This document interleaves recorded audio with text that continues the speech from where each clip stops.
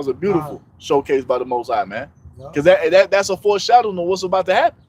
Because you're gonna have, when all this hell breaks loose, people looking for the answers, and you're gonna have that great multitude flocking to the truth of Yahweh Bahasham Yahweh Shai, which is ultimately them being brought back to Yahweh Shai as promised. That ensign, that root of Jesse, man. And it also goes into that Isaiah that we're in 1 and 3, where it talks about my people doth not consider, because that dude, he wasn't considering he was an Israelite. When he came up, he said, my dad's Chinese, you know. That's another part of the curses, that our people don't consider who they are, you know. This is verse 12. It says, and he shall set up an ensign of the nations, and shall assemble the outcasts of Israel, and gather together the dispersed of Judah from the four corners of the earth, just like Ak was saying. The envy also of Ephraim shall depart, and the adversaries of Judah shall be cut off. Ephraim, meaning northern kingdom, shall not envy Judah, speaking of the southern kingdom, and Judah shall not vex Ephraim. And that's already happening as the Most High is doing what? Rebuilding the tabernacle of David, man. Sewing up the breaches. This is why you see northern kingdom and southern kingdom brothers all throughout this world. You see congregating together in the name of Yahweh Bahasham Yahweh Shai, man. That prophecy has already been fulfilled. Even more so as we get closer and closer to the end, man. And ultimately in the kingdom of heaven, once we're finally saved from under our enemies, man. Ain't gonna be no more animosity. Ain't gonna be no more hatred of the brothers. You see, because we're gonna be lifted from under the curses, man. What's up? Hey, the house of David, man. That's it. I just said that. Yeah, Amos. So, hey, somebody get into Amos real quick, man.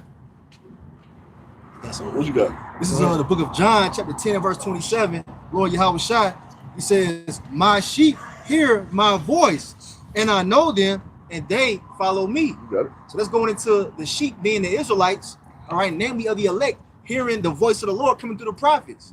They hear the word being preached in the proper context, and they're drawn in, man, and compelled to repent, to be saved, man. That's what's going on right now. The voice of the Lord is coming through the men that he set up, man. Amos 15, 16. Nah, Amos 9. The preachers of David being.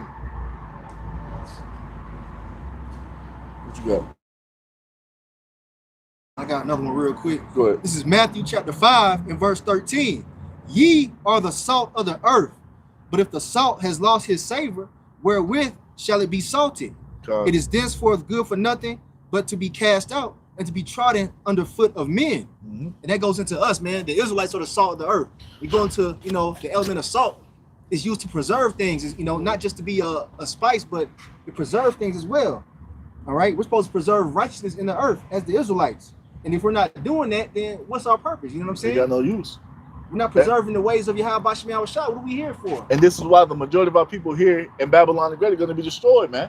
Because they have no purpose. They're useless. Like Yahweh Shai just said, man, it is good for nothing and cast out to be trodden underfoot. That's what's about to happen to the majority of you so-called blacks, Hispanics, and Native Americans here in Babylon the Great, and you rebels all throughout the world, man.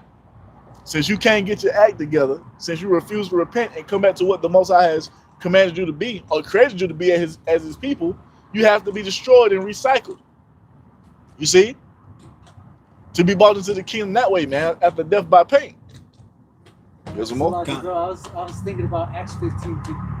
That's what I was thinking about. Yes, more? This is verse 14. It says, ye are the light of the world. And why are we the light?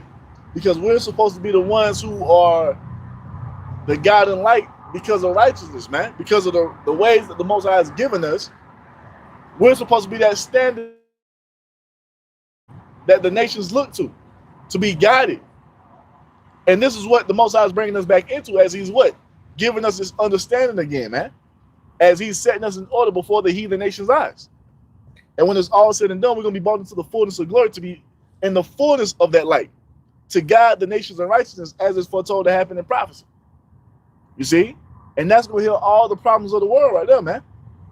Ain't going to be no more chaos and wickedness. The end of wickedness is coming to an end, man. It's time for the age of righteousness to be established forever. All this shit that we got to go through and suffer here in Babylon the Great, it's all being brought to an end, man. You a goddamn